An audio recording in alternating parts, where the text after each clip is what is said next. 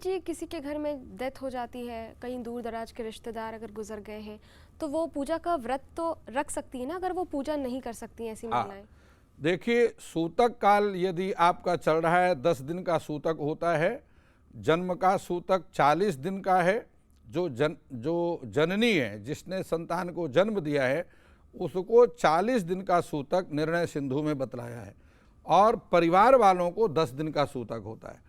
और अगर किसी के घर में कोई अनहोनी घटना घट गई है, तो वहाँ पर भी जो 7 गोत्री तक हैं, 7 गोत्र तक, 7 पीढ़ी तक 10 दिन का सूतक लगता है। तो सूतक काल में पूजन करना वर्जित है।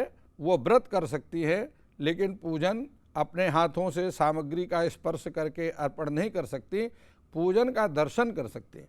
यदि वहाँ पूजन हो रहा है तो दूर बैठ करके पूजन का दर्शन कर सकती है, लेकिन स्वयं अपने हाथों से पूजन नहीं कर सकती। आपने अभी पारण की बात की, तो अगले दिन जब व्रत खोलती हैं महिलाएं, तो उन्हें क्या खा के पारण करना चाहिए?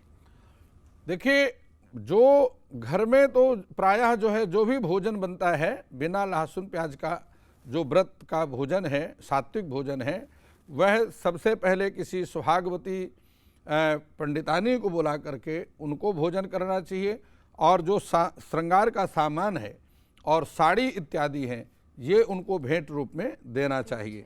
और उसके बाद भोजन, ब्रह्म भोज कराने के बाद जो घर में भोजन बना है वो सब कुछ ग्रहण कर सकती है।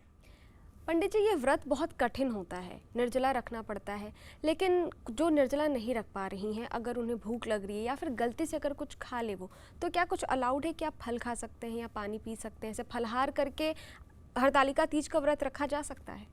हाँ, देखिए, जैसे कोई गर्भवती स्त्रियां हैं या वृद्ध हैं या बीमार हैं, कई परिस्थितियां ऐसी होती हैं, तो उनको फलाहार, ये पूजा इत्यादि के बाद में फलाहार ग्रहण कर लेना चाहिए और अन्न ग्रहण नहीं करना चाहिए। अभी आपने जो पूजा विधि हमें बताई है, हमारे दर्शकों को करके दिखाई है, जो कुंवारी महिलाएं हैं, अगर वो हरतालिका तीज का व्रत रख रही हैं, तो क्या वो भी इसी तरीके से पूजा करेंगी, इसी विधि से पूजा करेंगी और माता का 16 श्रृंगार करेंगी? पूजन की सारी विधि सभी के लिए एक समान होती है।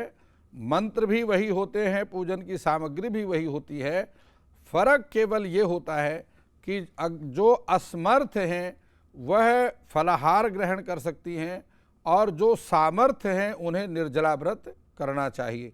बालक हैं, वृद्ध हैं, रोगी हैं, ऐसे व्यक्तियों के लिए विशेष नियम लागू नहीं होते। अगर फल खा रहे हैं तो कितनी बार खा सकते हैं? अलाउड है कि अगर आप फल ही खा रहे हैं, फलाहार करके ही कर रहे हैं, तो कितनी बार खाएं? यदि आप ऐसी स्थिति में हैं कि आपको फल ग्रहण करना है, तो दिन में एक बार फल ग्रहण कर सकते हैं।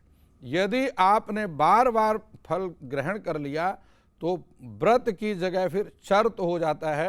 फिर तो सारा दिन वो पशु की तरह है, सारा दिन खाते रहो, फिर व्रत करने की जरूरत भी नहीं है।